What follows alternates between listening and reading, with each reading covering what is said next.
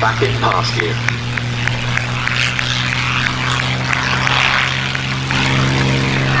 Another associated with this airfield rolling now in the form of the Mustang.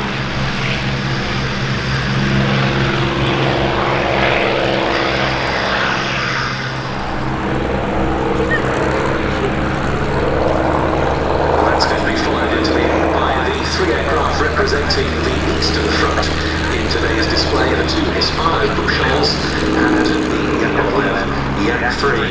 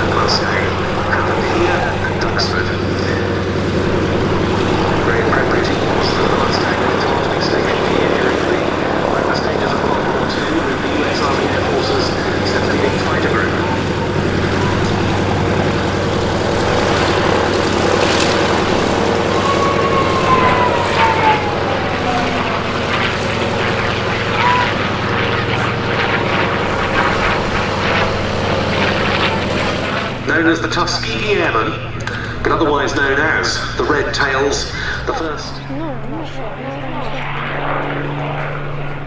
Maybe. Oh, maybe? No.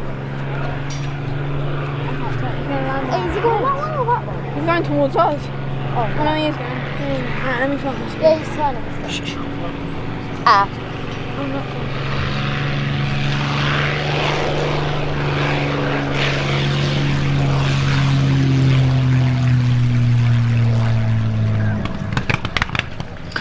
And there, with a lovely demonstration of the classic curved fighter style approach, forward visibility to premium in the first Merlin Mustang took to the air before the end of 1942. The rightness of the combination of aircraft and engine was rapidly proved, very soon serving with the 99th Fighter Squadron as part of that group within the 15th Air Force in Italy. Now a representative of the Soviet fighters of World War II getting airborne in the form of the Yak-3. That'll be back with us a little later.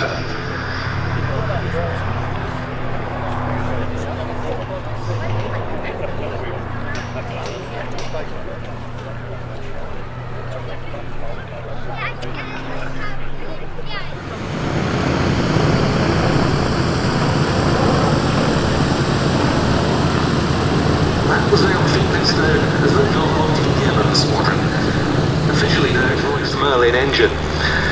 The story is well known but bears the repeating. When North American came up in record time with its new fighter aircraft, originally designated as the NA-73 and conceived to meet a requirement of a British Purchasing Commission in New York searching for new fighter types for the Royal Air Force, it did so with an airframe powered by the Allison V1710 engine. That's an outstanding aero engine in its own right.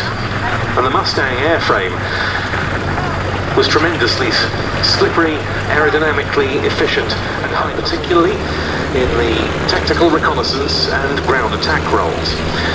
One of them was brought here to Duxford for evaluation by the Air Fighting Development Unit, the outfit I mentioned earlier as one of the 10 units here during wartime.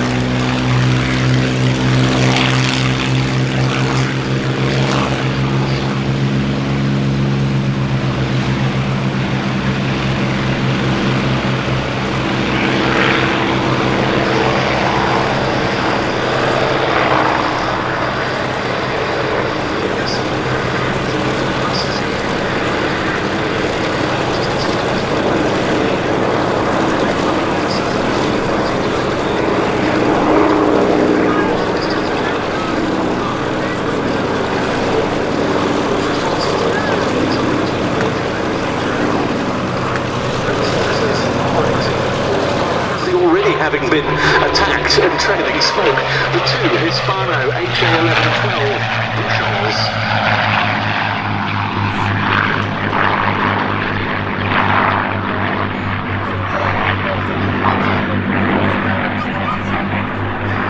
This, of course, the Spanish being a type that's regularly featured as a film star in such famous productions as Battle of Britain, Memphis Belle and Dunkirk, is also an aircraft type with a very significant combat record in its own right.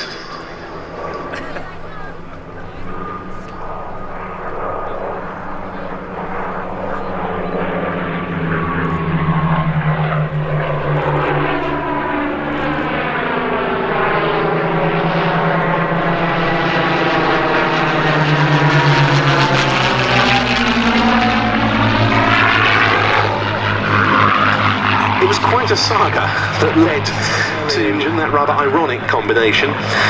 The Spanish connection with the 109 itself went back to the Spanish Civil War and the Legion Condor, Germans operating with Franco's nationalist forces.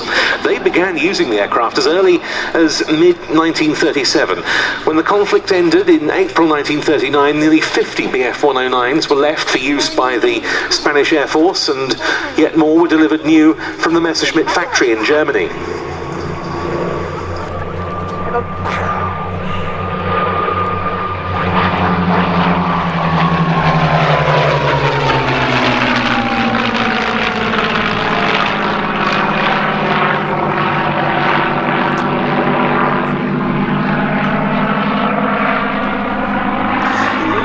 The Spanish company Hispano Buchon obtained a license to build the Bf-109G prime Soviet fighters of the Second World War. The first of that line was the Yak-1, which passed its Soviet state testing in early 1940. That design was modified, it was made...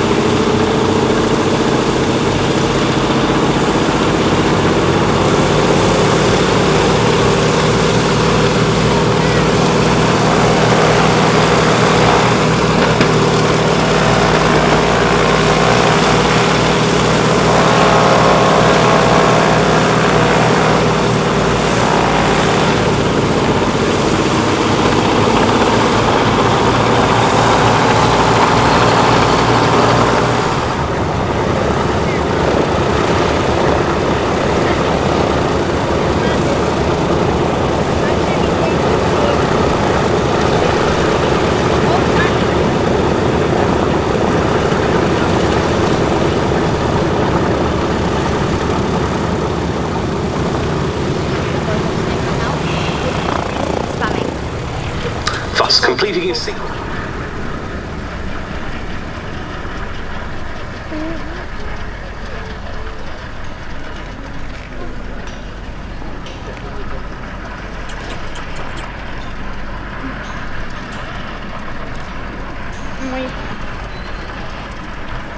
You can't even hear it.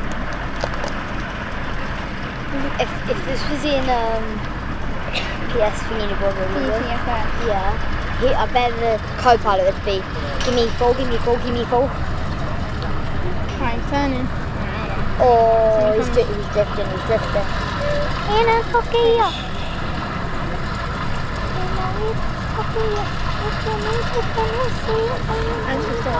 Serving airworthy resident of this airfield, stationed here since 1975 when it first arrived on the UK display circuit.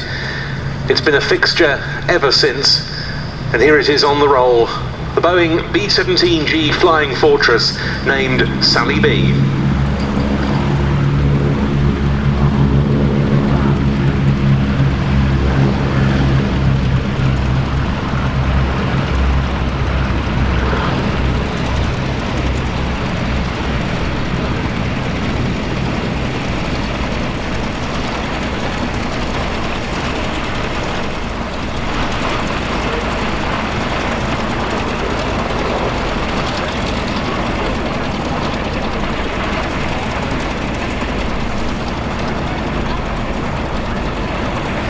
This aircraft acting as a permanent flying memorial to The tens of thousands of Allied airmen who lost their lives in the European theatre during the Second World War, but especially to the men of the 8th US Army Air Force, he remained in the Air Force afterwards, and was highly respected because of the fact that he performed not only missions during the Second World War, but he remained as an active serviceman after the war.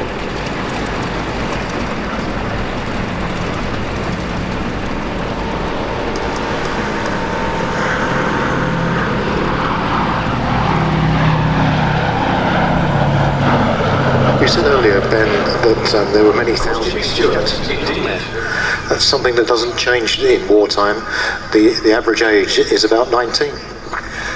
And the heroism was so considerable when, even more than that, you consider the sort of missions they were being thrown into, flying and operating not just the B-17s, but also the consolidated B-24 Liberators.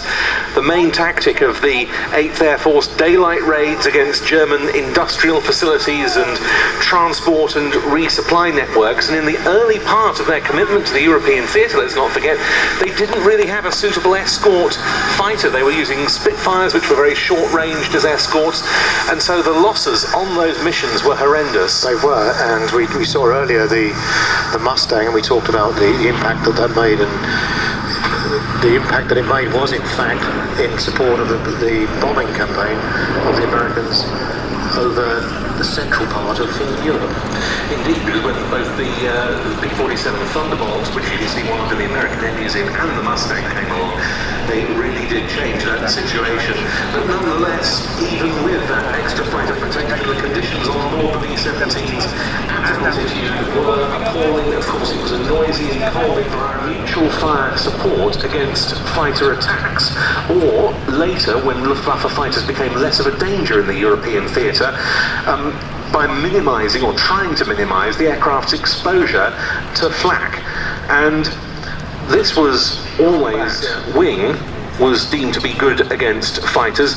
They then restricted that down to a sort of 36 aircraft combat box, which became standard by early 1944.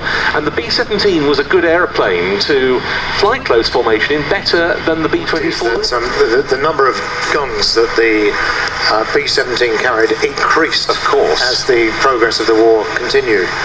And we were mentioning flak there, and one thinks about flak as being very difficult to hit a B-17, but towards the latter stages of the war they were using radar guided flak, and flak actually accounted for more fallen B-17s to be deployed operationally had 5.5-inch machine guns with just one in the nose. This is a B-17G model, very much the ultimate. 13 machine guns armed this aeroplane. And don't forget, it was felt to have been a very heavily defensively armed bomber even when it first appeared in 1935, hence being given the name Flying Fortress. Yes. But that was nothing compared with this aircraft. 2 machine guns in the chin turret, a bomb load between 4,500 and 8,000 pounds, depending on the mission, less than the B-24, which was longer range. You can see quite a small bomb bay on the B-17, but nonetheless, this aircraft made the most tremendous contribution alongside the B-24 to the efforts of the 8th Air Force, those daylight raids.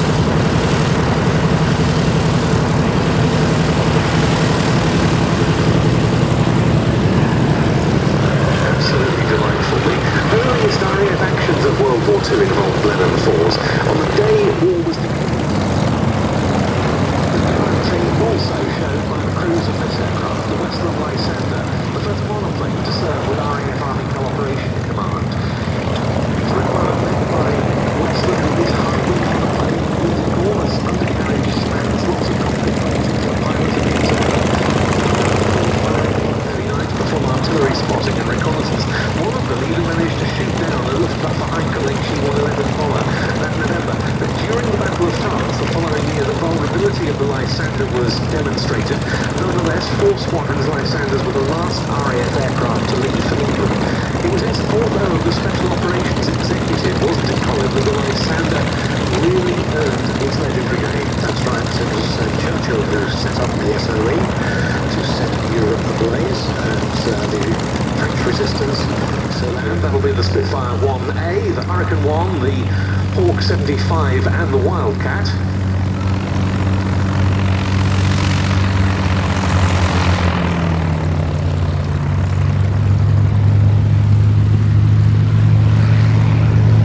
And there they go, the Spit leading them off.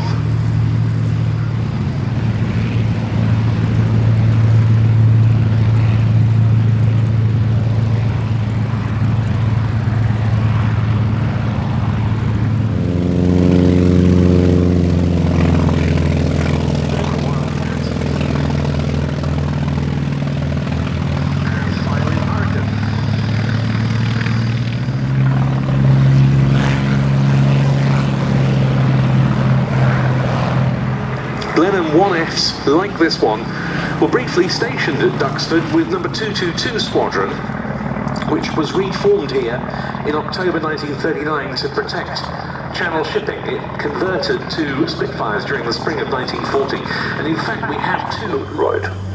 But tactically, from the point of view of fighting, we didn't know any difference because we didn't know how to fight in a gauntlet. Nobody told us.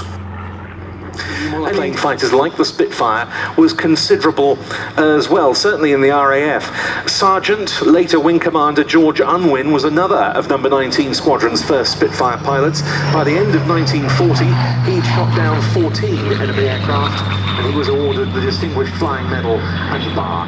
He, a few years ago, outlined how that tactical developed. The Wildcat and the Hawk 75 both operated from Duxford by the Fighter Collection, the Wildcat in the colours of a late war Wildcat 5 model of the Fleet Air Arm of the Royal Navy, the Hawk in its original French Armée de l'Air colours. It then ended up in Algeria following on from the June 1940 armistice with Germany, and flew with the Vichy French Air Arm in North Africa. So a veteran of both the Allied and Axis sides, very, very unusually. There's the Spitfire touching down, this incredibly potent anti-tank helicopter, but also used for other battlefield support roles. The Hip, one of the great workhorses as far as...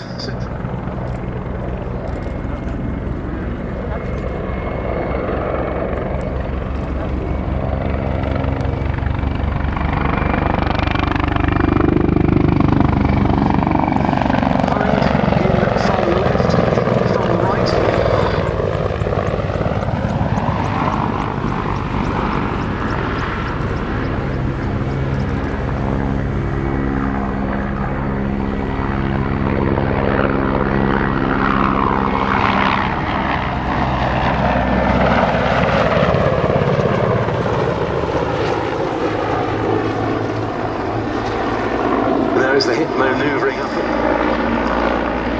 The Milne 8 helicopter was built to the tune of more than 17,000 examples and counting, the largest and longest production run of any helicopter in history, used extensively across the Soviet Union and throughout the Soviet sphere of influence.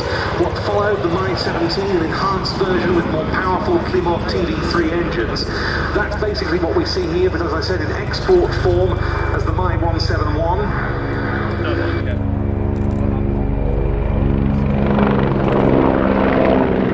More than 12,000 Mi-17s and 171s have been built. An incredibly...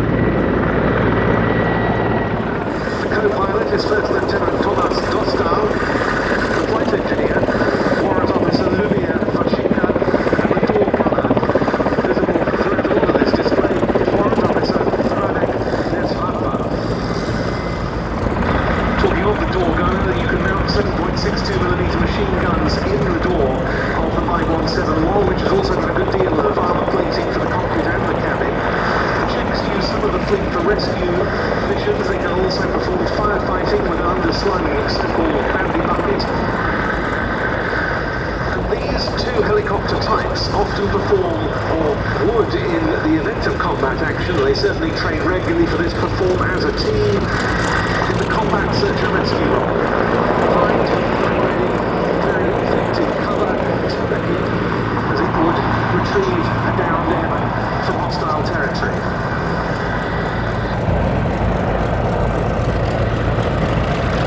Climbing now to around 150 metres.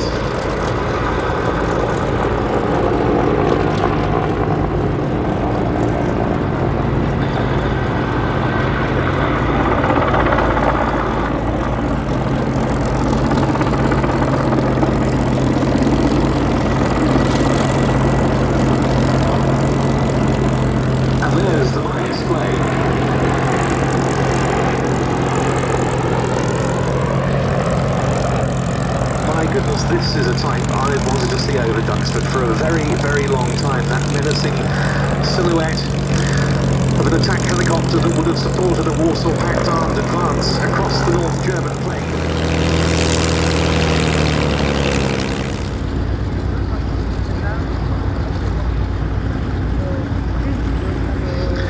Nearly 90 Czechoslovak pilots flew during the Battle of Britain. Czechoslovak manned units, albeit also with senior RAF officers attached at those early stages.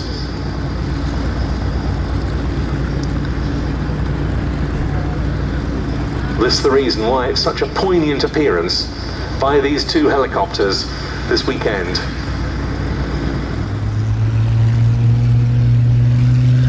Now it's back to more familiar Duxford Battle of Britain Airshow fare. A Spitfire, but a rather different one.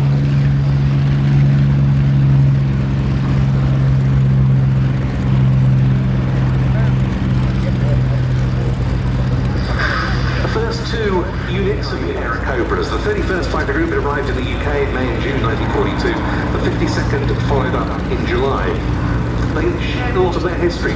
They entered combat with their Spitfire 5s in August 1942. They supported the disastrous Allied landings on Dieppe. They escorted bombers, they flew patrol and diversionary missions. They were assigned to the 12th Air Force for the Salerno and Anzio, operating in close support of Allied ground forces in Italy and southern France.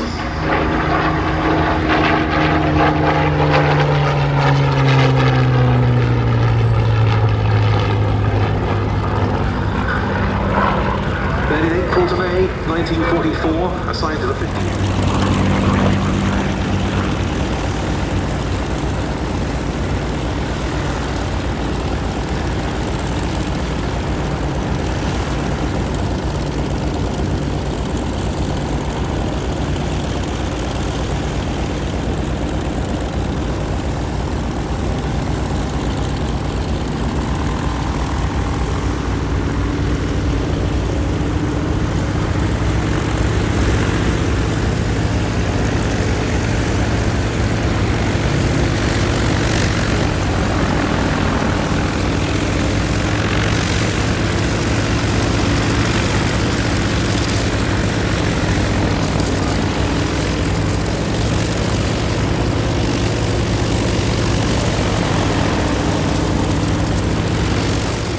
To hand over to Tim Emrys-Roberts. Tim.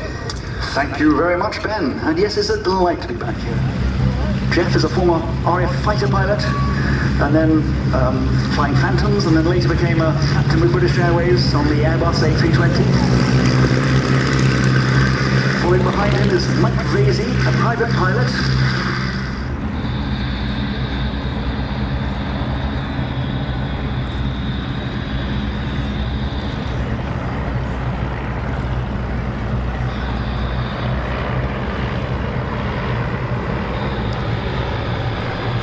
On the right of David's sister, who leads that second Vic, we have Dickie Ababoto, a former RAF Tornado pilot, now living in Luxembourg, and he's flown over from Luxembourg just for the weekend to entertain you. And on the left is Jonathan Elwis, a private pilot who's done some amazing accomplishments, including in 1989 flying from England to Moscow. And this is at a time when of the Light Brigade over the exact turf in the Crimea, low level, not actually on the ground, because today there are buildings and there are vineyards in the way, so you couldn't even do it on the water.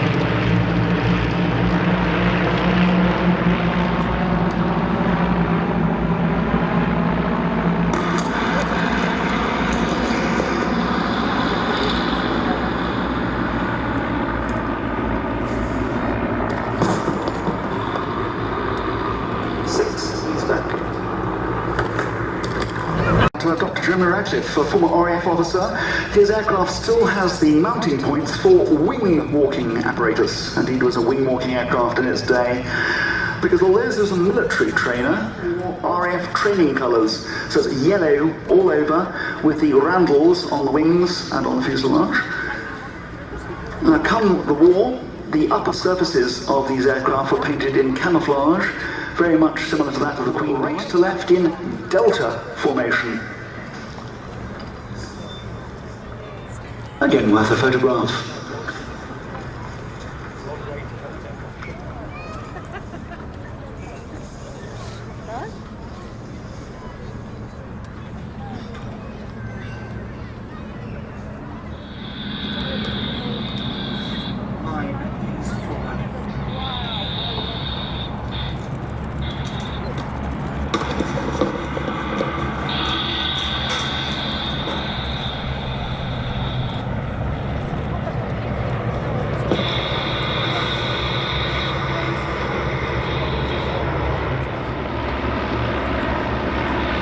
And you should be aware that this is the only 9-aircraft team out there who fly sort of noisy red jets. I forget their name, but they're only putting up 7 aircraft this season. So this is the only 9-aircraft one, and here they are for you. Aircraft as their trainer is that this is an easy aircraft to fly, but a difficult aircraft to fly well.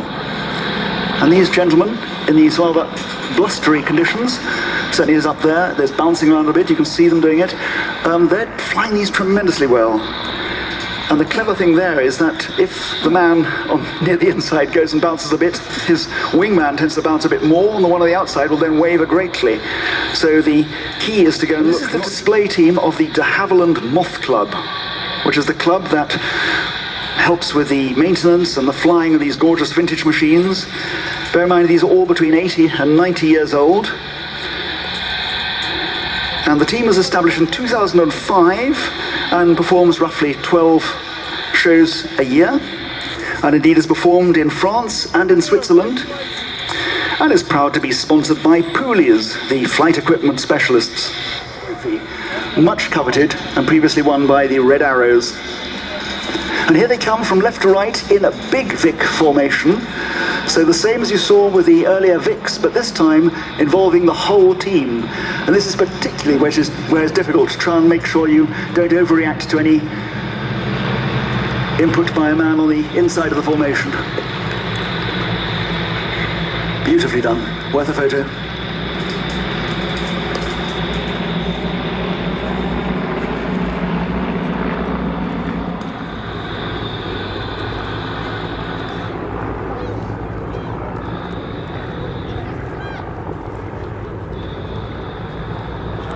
And the Eli, amongst you might notice, they're being flown from the rear cockpit. They have 2 cockpits, a front one and a rear one. The front one is up by the cloud.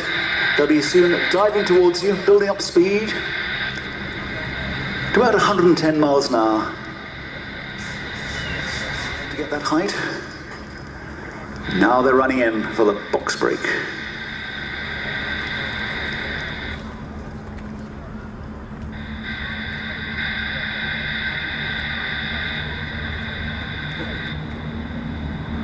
Any second now, get ready with those cameras.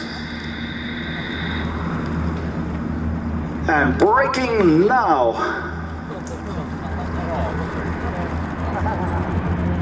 Lovely. And then Nigel Lemon in the Muff Major bringing up the rear with a half Cuban.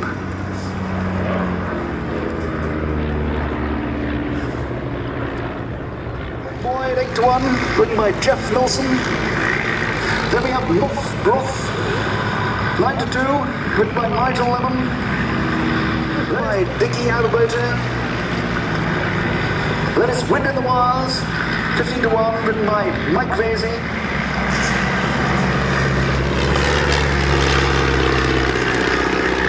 A flying finish indeed, and the team will now be making their landings.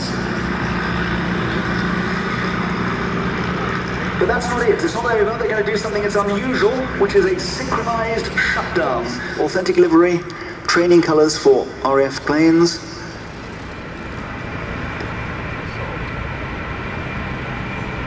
Adam's wife Sarah is here in the audience.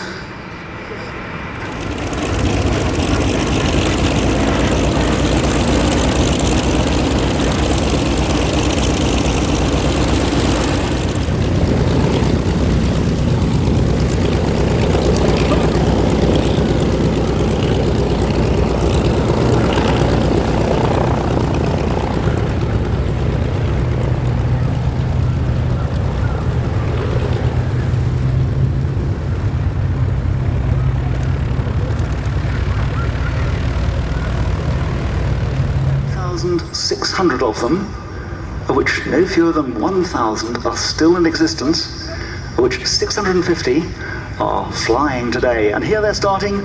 Well, he's now going to clear across the airfield, ready to leave the stage clear for one of our favourite big display teams here at FG1D Corsair, leading the Bearcat.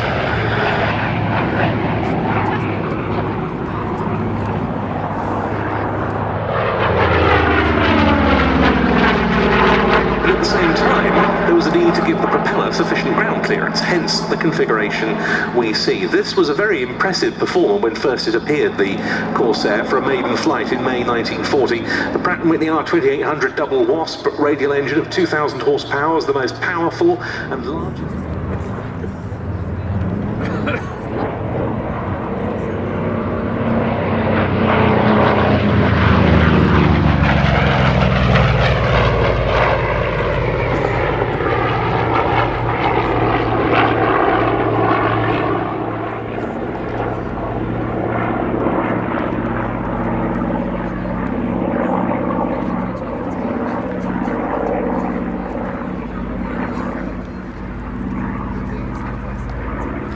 However, in spite of being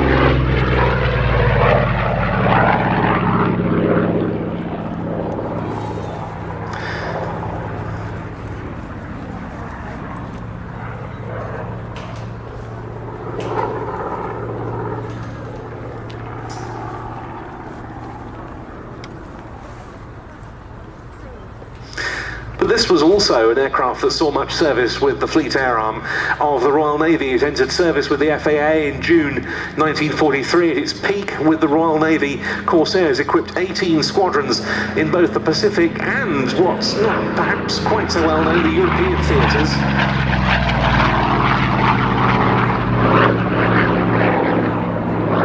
Rather contrasting operations, on launch, let alone the flight controls.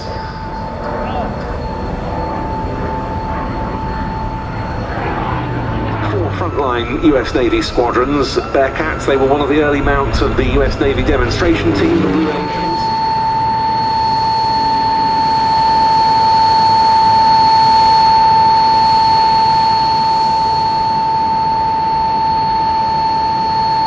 And that was flown for us by the chief pilot of the fighter collection, Pete Kinsey. Well, I'm afraid that because of the rain,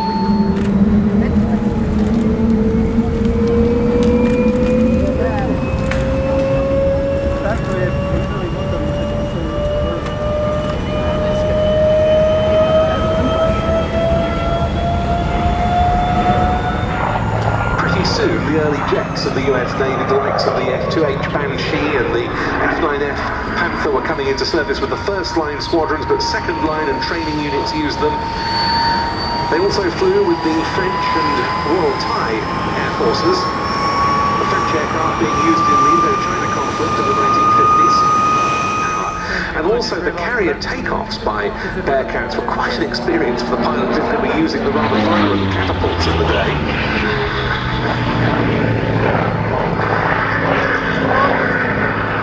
This afternoon. And if you're enjoying the Duxford Battle of Britain Airshow today, then we invite you to join as an IWM member. If you do that, you'll get free general admission to Duxford all year.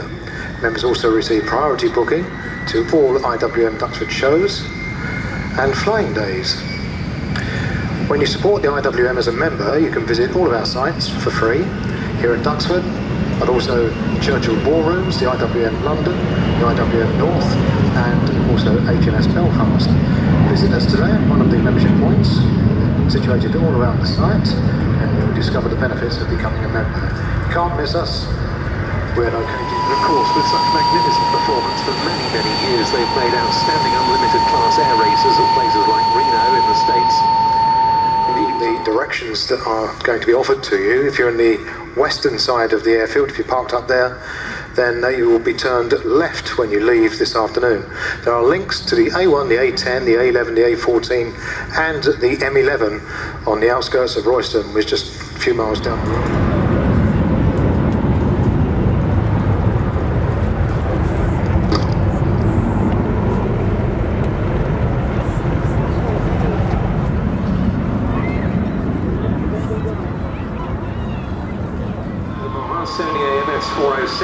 Scored numerous outright and shared kills. When France itself fell, he escaped to the UK, coming via Casablanca over to Gibraltar. He was commissioned into the RAF at the start of August 1940, initially flying Mark I Spitfires, the number 19 squadron, which was then detached away from Duxford to the satellite station at Falmere, just down the road, claiming a Messerschmitt BF-110 and two Heinkel HE-111s destroyed, as well as two BF-109s as probables. Then in January 1941, Corsair was put into the strength of number 310 Squadron, stationed here at Duxford, before it re-equipped with the Spitfire flyers in the base in November 1941. So a very good Duxford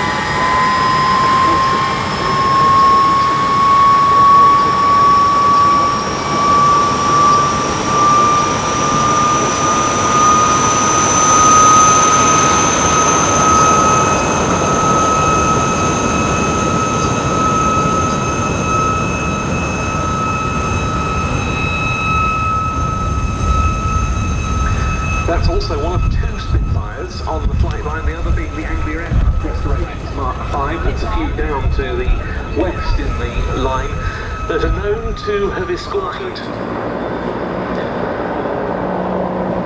The Czech Air Force is deeply proud of the wartime connections between its present-day units and those that served as part of the wartime Royal Air Force, and you can see that from the colour scheme on this particular Mi-35, which salutes the only Czechoslovak bomber squadron of World War II, number 311 Squadron. It flew both Vickers Wellingtons and Consolidated Liberators, and on one helicopter's base at Náměšť nad Oslavou holds the traditions of number 311 Squadron, and so it is that those markings are carried so proudly by the Mi-35, now performing, enhanced by Snoke, a solo display.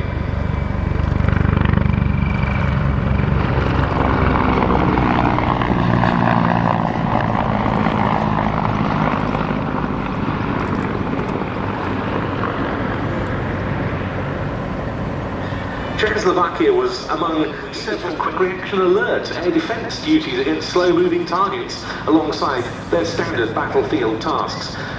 A total of 62 Hinds were delivered to what was then Czechoslovakia between 1982 and 92.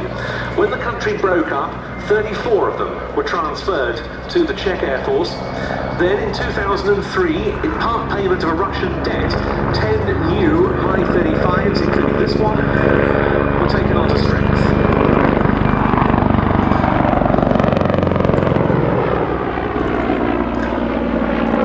They're generally used by the Czech Air Force for close support duties. And the Czechs have also supported the new Afghan Air Force's operations of this type of helicopter.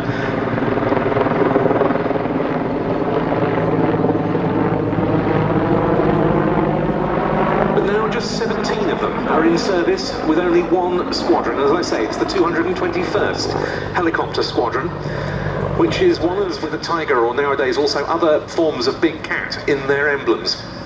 All of these helicopters have been fully upgraded to NATO standards. There was a time when the thought of Heinz operating as part of NATO was unthinkable, but now, since the late 1990s, it's been reality.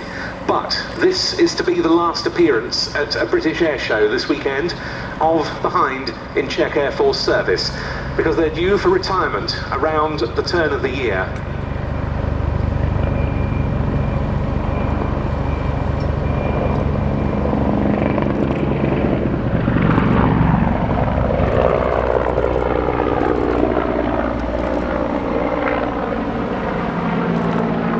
Nonetheless, this is still a very, very potent attack helicopter. The standard of their performances, whether solo or duo, has remained very high since then.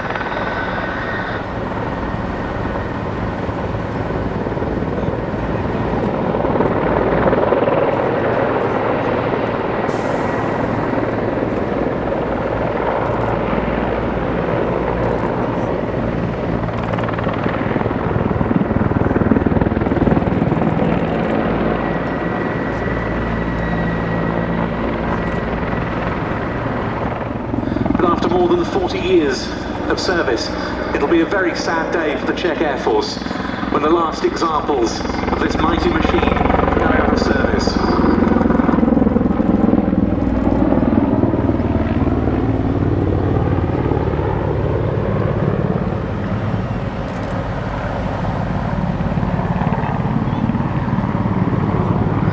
Putting the undercarriage down there, in fact, newer Mi-35 models in production in Russia have been equipped with a fixed undercarriage as opposed to retractable.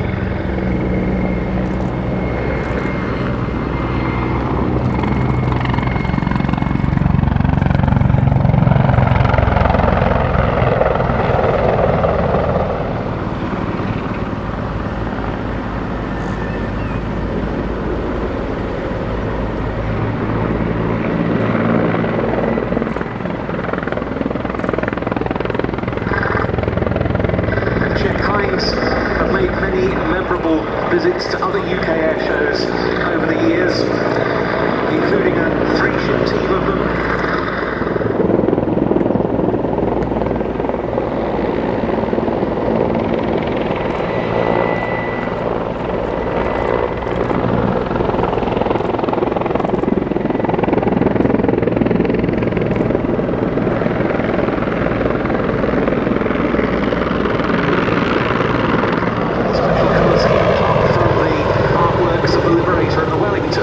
There's also a good deal of tiger striping, reflecting this unit's membership of the NATO Tigers.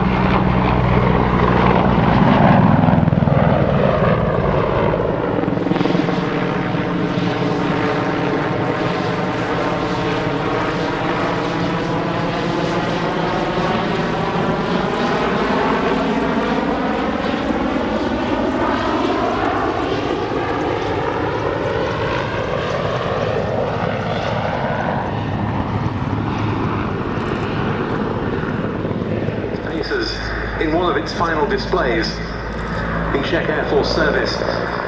It's worth reflecting that the days of the Warsaw Pact era hardware in the Federal Aviation Administration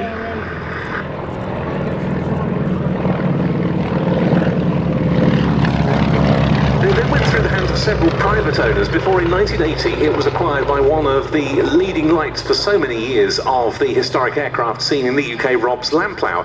He operated it from Duxford for several seasons in the early 80s and then put it into long-term storage. And it was while it was in his ownership that it was painted in these unusual colours. You can see, if you've had a look at it on the ground, it has a rather odd serial number, PB1. This means it depicts the personal aircraft of His Royal Highness Prince Bernhard of the Netherlands while he was exiled in London from 1941 to 45.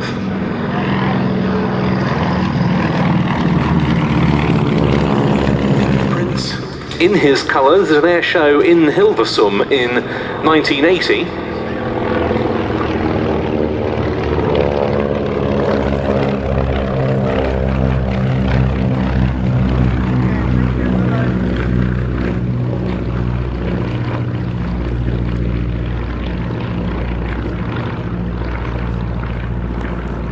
He also took one scheduled to be made up of no fewer than 16 Supermarine Spitfires and 4 Hawker Hurricanes. We're also going to see a recent returnee to the British scene, the quite beautiful red and silver marked Spitfire F14E with the serial RN201 owned by Aerial Speed Icons, looked after by the Aircraft Restoration Company here.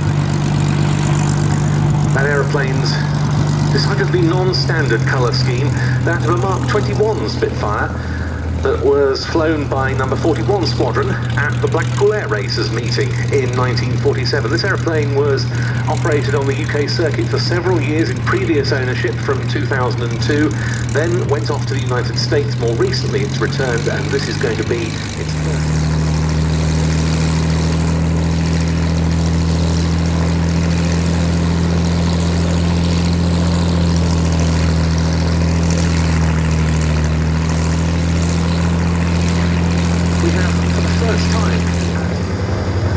A quite remarkable combat veteran, not least in the hands of South African Flight Lieutenant Henry Lardner-Burt. History, it was accompanied by another Mark 9 just a little earlier in the production run with the serial MH415. They sit today together on the flight line and will fly together in this formation.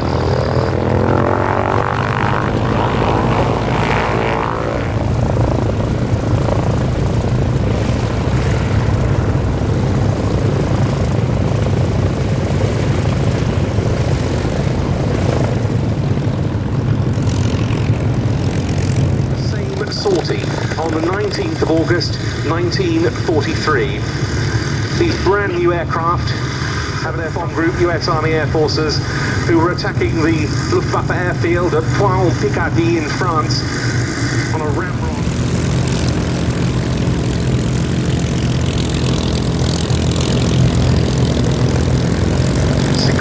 Spitfires and 4 Hurricanes now all fired up. Blaster start engines, the 3 Mark 1As, these due to their additional risk of overheating compared with the later Marks.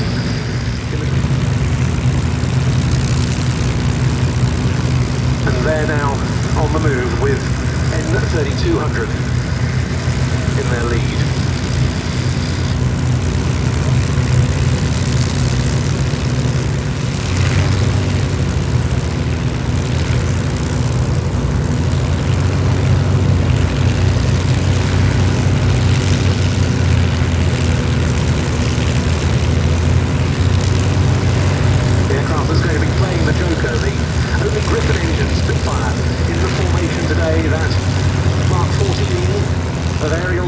Icon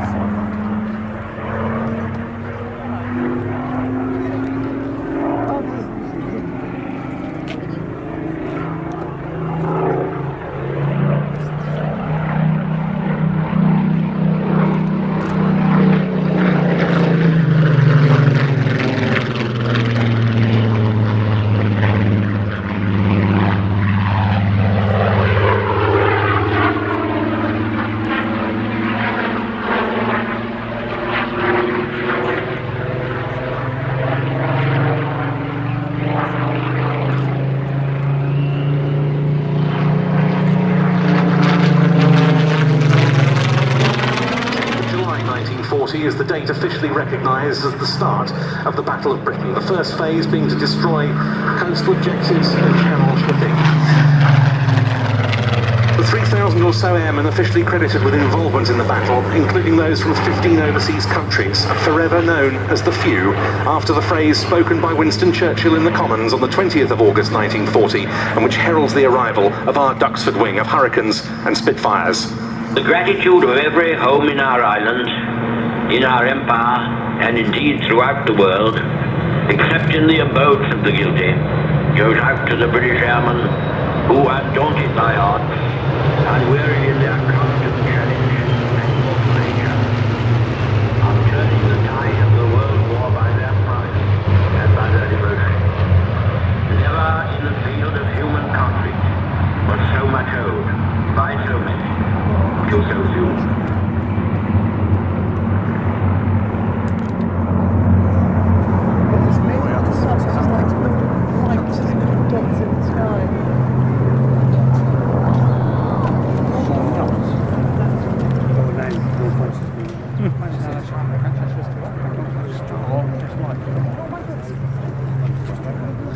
It's on Thursday this coming week, the 15th of September, every year, that we commemorate Battle of Britain Day.